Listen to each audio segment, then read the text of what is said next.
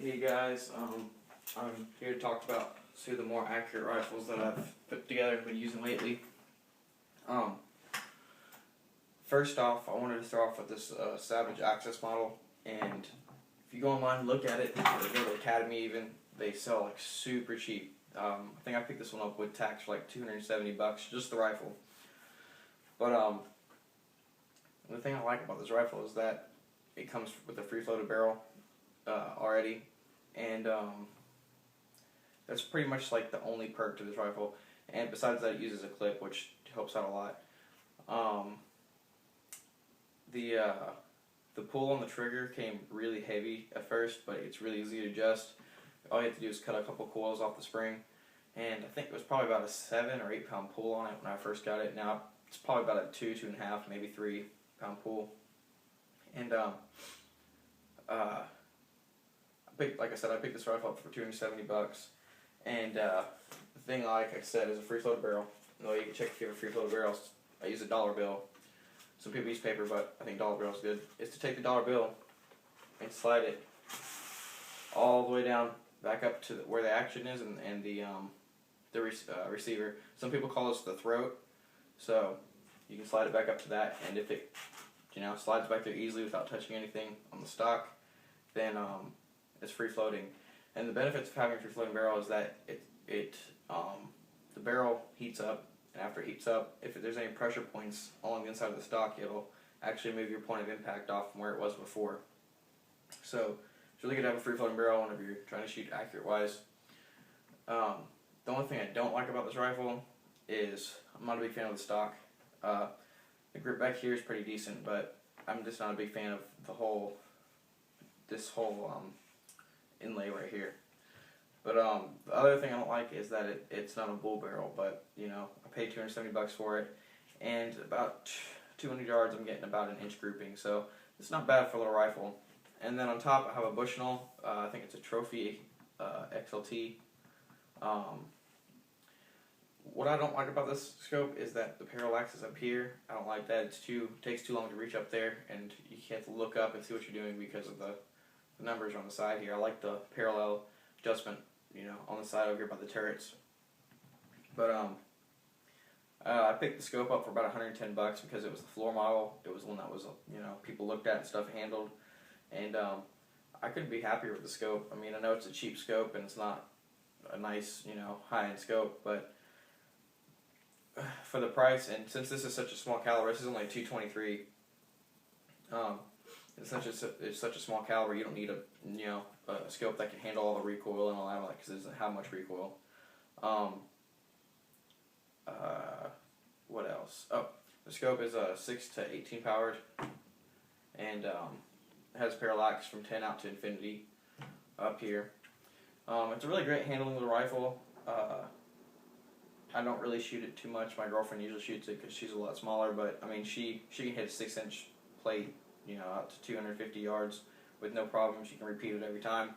So I mean, it's a great gun to shoot. It's fun to shoot. I shoot it because it's cheap to shoot. I can buy a box of cheap bullets for $5. I mean, that's not too accurate, but when I'm just out shooting on the weekend or my girlfriend's shooting, that's all I need. Other than that, I use Hornady, and that's where I get my good groupings with. But rifle's a great rifle, and I have no complaints about it. I mean, for the price, I mean, I came out with probably $400 with the scope, the rifle, the sling, and the bipod. And I just got a cheap bipod on it. I don't really put too much into bipods because they all pretty much do the same thing. I know the Harris bipod's a lot better, but I mean, just for shooting right now, and eventually when I get into competition shooting, I'll probably change up bipod and different like that. But as of right now, it works fine. Other than that, I'll switch over to my next rifle, which is actually my favorite one. It is the well-loved Remington 700. This is in 308. It's the SPS model. This is SPS stainless, sorry. And the thing I'm going to start off with what I do and do not like about this rifle. I'll start off with what I don't like first. The first thing I don't like is how the barrel's not free floated whenever you buy it from the factory or from wherever you're buying it from. I do not like that. I think, accurate wise, every rifle should be free floated if you're shooting for accuracy or shooting long range, but this one did not come that way. Also, another thing I didn't like is how the trigger is set super heavy. It was a super heavy trigger, and it makes it hard to not pull whenever you're shooting the trigger.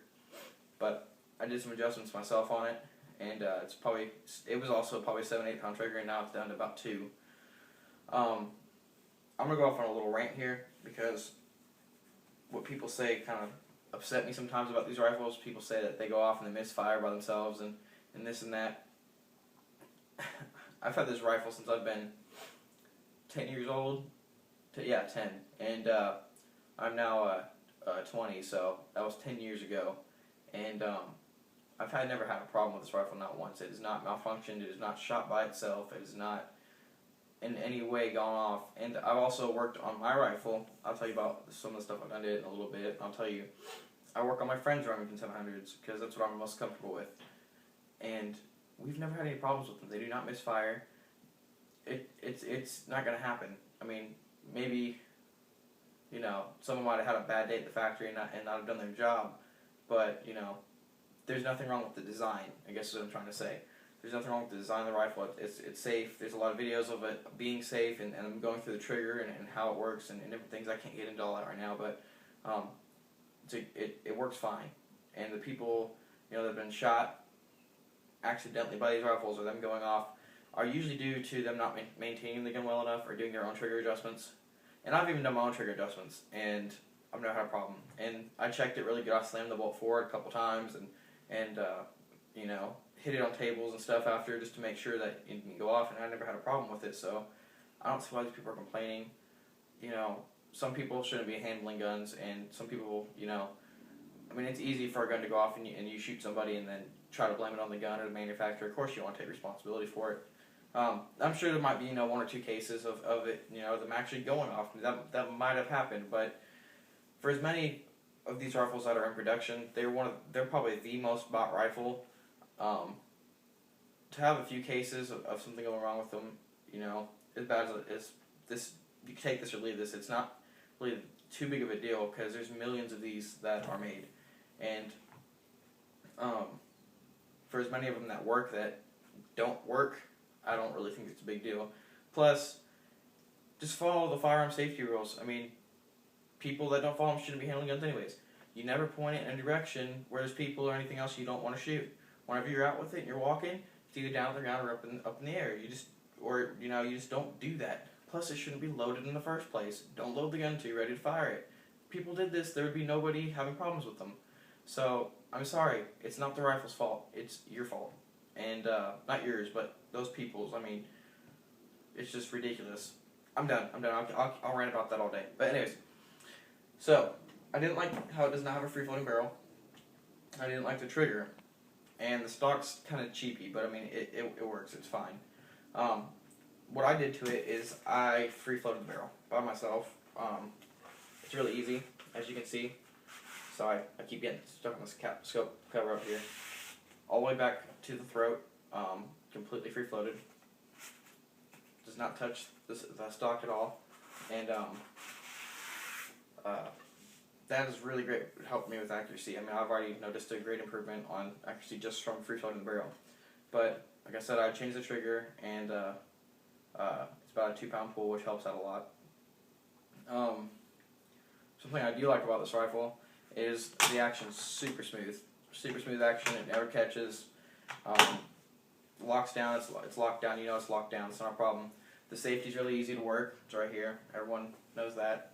Most rifle safeties are back here by the bolt or on the bolt or right where your thumb will be. Most of them, not all. But you need to figure out what the safety is first whenever you first get your gun. That's one of the first things you should know. On top, I've got the Zeiss Conquest 6.5 by 20. It has the milled out reticle and the tactical turrets. It's a really great scope. I got it for this past Christmas, and I put it on, and I've been shooting, and I've been getting great results out of it. I love the scope. I couldn't ask for anything better. Super clear, super clear. We have a Leopold Mark IV on one of our other rifles, and I use these rifles for hunting right now. I'll start competition shooting later down the road, but we use them for hunting. And my dad uses the rifle with the Leopold on it, the Mark IV, and I hunted almost an hour later than him with this rifle because of how clear the scope is. Leopold's a great scope. Lately they've been not making, too great of a scope, but like if you buy one that's older, they're usually pretty good. Even the newer ones are good, but there's better brands out there now. Like I think Zeiss is better, and Night Force is definitely better. But what else? Oh, I got another cheap bipod on here. It works for what I need it for, so that's fine. I got an adjustable sling, just because that's what I put on there when I was a kid. I don't like how this does not have a bull barrel. I bought this a long time ago because when I was a kid I wanted to be a Marine sniper or a Navy SEAL sniper, and I just wanted the rifle that the military used for their sniper rifles, so I just went out and bought a Remington 700. I didn't do too much research back then because I was young and dumb, but I wish I would have bought one with the bull barrel. But honestly, this rifle is very accurate for the price, and I think I paid about $650 for it. And if I would have thrown another $100, I probably could have got the Remington 700P, which has the bull barrel, or the SPS Tactical. But this was a great rifle, and I'm happy about it. Other than that, about 300 yards. I'm getting about 1.5 inch groupings with it. I know it's not too good. I want to start pushing this rifle out to maybe 500-600 yards eventually, but I want to start reloading my own bullets before I do that. But other than that, it's really just a great rifle, and I have no complaints about it. I'm thinking about doing a video on Glock versus, say, a Colt 45, because there's been numerous videos going around saying that Glock is better. I tend to disagree, and I have my own reasonings why, and people are entitled to their own opinion, and so am I. So I'm thinking about doing a video on that, and if you want to see that video, let me know, because I have a Glock 17 that I was going to compare to a Colt 45, and I'd like to see what you guys have to say about it also. And if you want to see any more videos, I have tons of guns. I have everything from ARs to every kind of, pretty much every kind of pistol made.